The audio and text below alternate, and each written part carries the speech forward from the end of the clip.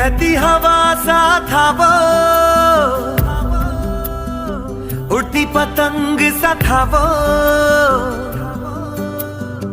कहाँ गया उसे ढूंढो।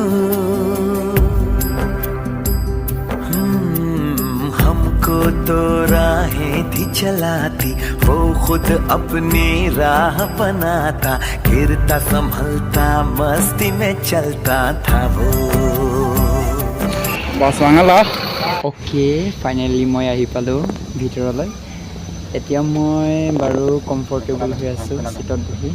অ'কে যাবৰ কাৰণে ৰেডি হৈ আছোঁ আমি। অ'কে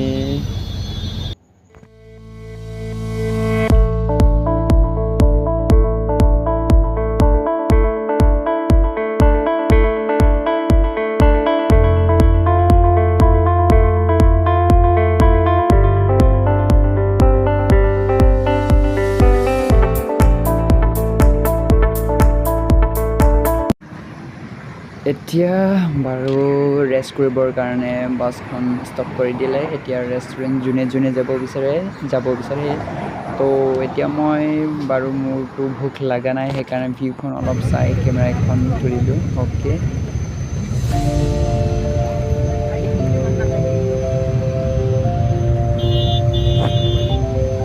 প্ৰটেষ্ট কৰি আছে মহিলাসকলে।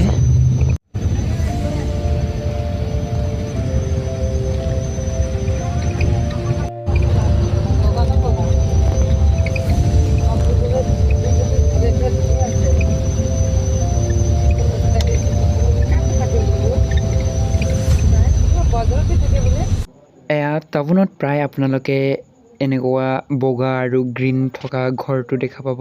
এইটো হৈছে জাষ্ট গছপুলিৰ বা ফুলবোৰক সুৰক্ষিত ৰাখিবৰ কাৰণে ৰখা হয়। বৰ ধুনীয়া লাগে যেন।